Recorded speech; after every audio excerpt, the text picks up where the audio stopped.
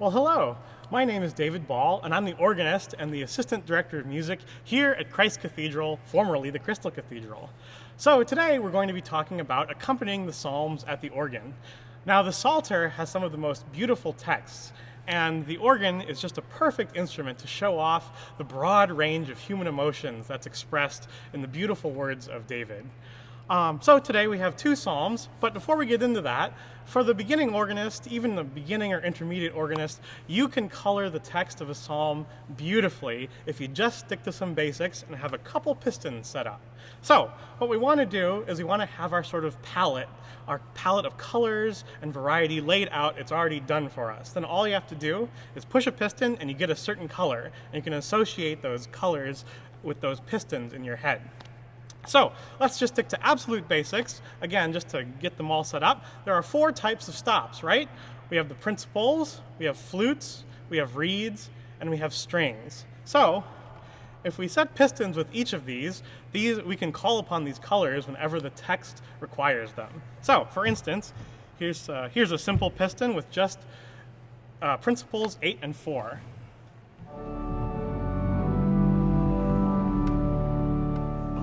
I know that's always number 4.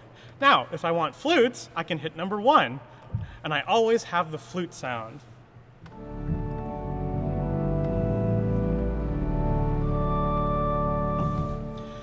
I have number 2 set reeds.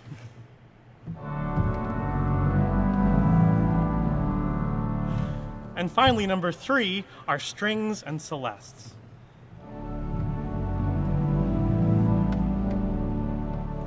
So you can see even just the couple chords I played there had very different colors to them, and we can use these in the Psalms. Now that you have sort of your color palette set up, you want to look at the text of the Psalm. So let's take our first one here.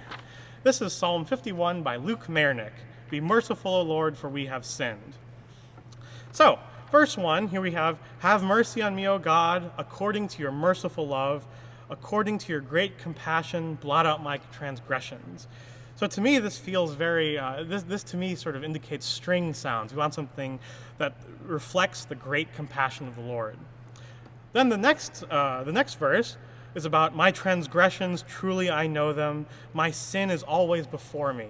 To me, this speaks to reeds. When I think of reeds, I think of things that are gnarly and sort of angry. So I associate sins with reeds. The next one, create a pure heart for me, O God. That to me, I think about flutes, the purity of the quality of that stop, the flute stop.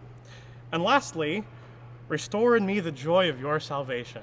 This to me speaks to mutations and sort of upper work, sort of something bright and happy. So the joy of the Lord's salvation here. So those are the verses, and we can use our pistons that we just set up to sort of show those colors, and you'll hear that in the recording later.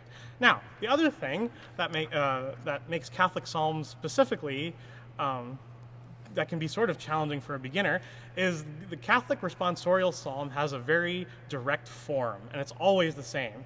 You play it through once on the organ, then the cantor intones it, and then you bring the people in. So for this, you can just use a normal hymn setting, but make sure that when the cantor is intoning it all by themselves, that you're on a manual that's enclosed. You want to accompany the cantor on enclosed divisions and accompany the people on unenclosed divisions like the great. All right, so those are the basics for registering and sort of coloring the text of Psalms. I hope you enjoy Psalm 51 by Mayernik, and then something different, through composed psalm, where each verse is a little different and has its own melody, but again, the same principles, the same pistons, the same sounds, coloring the beautiful text of the Psalter with Jim Chepponis' Psalm 19, Your words, Lord, are spirit and life.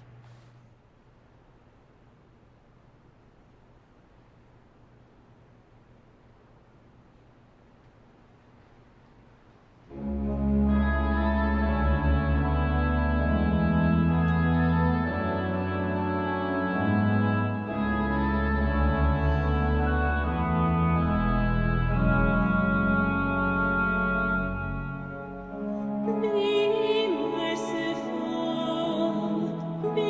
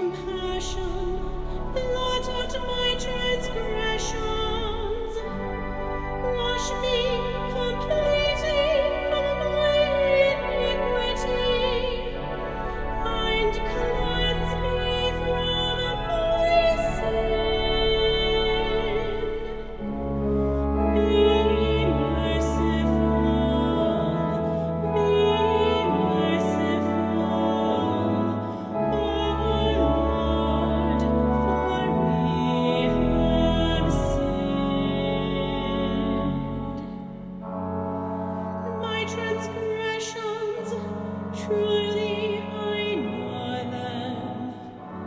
My sin is always before me. Against you, you alone have I sinned. What is evil in your sight I have done.